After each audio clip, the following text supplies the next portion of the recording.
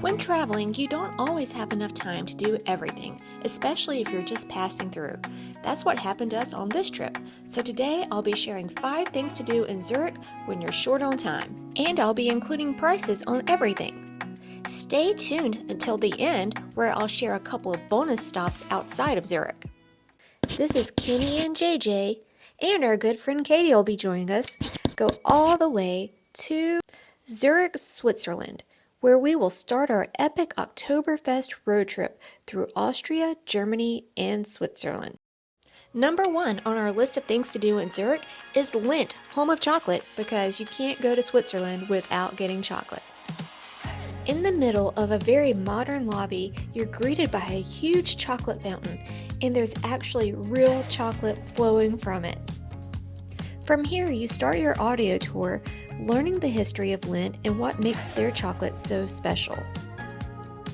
The history was cool, but let's be real, the main reason I wanted to do this tour was to get chocolate samples, and it did not disappoint. There are some chocolate fountains where you can pour as many samples as you want. And while I didn't get photos or videos of all the other samples provided, probably because I was too busy stuffing my face, let's just say we picked up enough samples to last us through our entire trip, and we even brought some home. And what's so wild about this is that it only costs $11 US. But you have to be careful to book your tickets in advance because they do sell out pretty quickly. Number 2 on our list is the Limmat River Sightseeing Cruise. The cruise is like a water taxi in that you can hop on and hop off and use the pass all day long. It only makes 3 stops though. The boats sit really low to the water, which gives a very unique perspective of the city.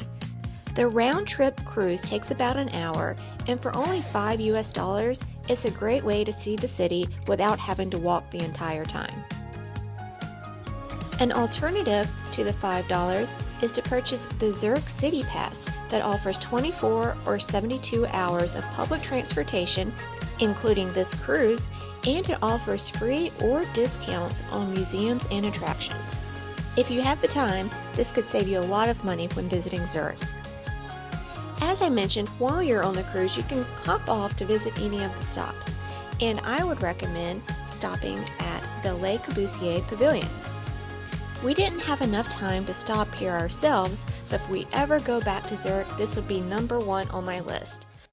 Number 4, just walk and explore the city. The main parts of Zurich are very walkable, and there's plenty of winding side streets with shops that you can explore. And if you don't know where to go, just look up and follow the clock towers, and you'll find some pieces of history. This clock tower is St. Peter's Church.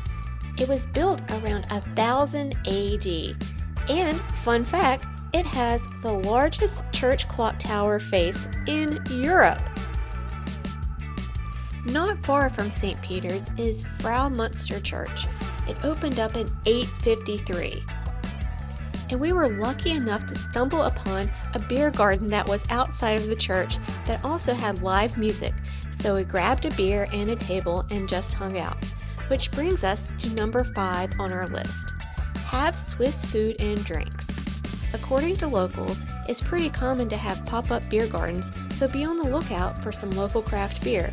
And if you don't find one, don't worry, there's tons of restaurants where you can sample the local favorites. For dinner, we booked Zeughausteller. This place is popular, so be sure to make reservations in advance so that you're not waiting in line for hours. And why is it so popular? Because it's really cool inside. It was a former armory. But not only that, the food is delicious. For some reason, I decided to get a vegetarian option, which is pictured on the left, and it was some of the best food I think I had the entire trip. And of course, we had more beer. And just like that, your day is over. So I would recommend, if you can, spend more than one day in Zurich. But if you can't, now at least you know 5 things you can do. And now, as promised, here's some bonus information. First, We stayed at the Hotel Seat Garden in Zurich, and we did this because it was one of the few places we could find that actually had room to fit 3 people, because the rooms were pretty expensive, so we wanted to make sure we were sharing. It also included breakfast, which we didn't find a lot of places. And although parking was not included at the hotel, there was a parking garage right around the corner. Overall, we ended up spending $185 per person in Zurich for that one day, and that was mostly for lodging. Another great trip right outside of Zurich is Rhine Falls, which we highly recommend. And what makes it so great is this is where the most powerful waterfall in Europe is located. Not to mention, it's by this really cool castle. And there's some interesting places for some great photo ops with Swiss cows. We've been to Niagara Falls a few times, and so we were like, oh, this probably isn't going to be a big waterfall. And boy, were we wrong. I think it's that you can stand so close to the waterfall that you can just really feel all of the power coming from it. And another cool thing is that there is a way you can take a boat and go to a little island that's in the middle of the waterfall. And if you're in Switzerland and see these grand tour signs, you know it's going to be a good stop. So make sure to grab some pictures.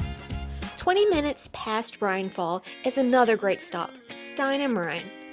Now, not only was this stop good because it had the cleanest public bathroom that I've seen, but also the town was incredible.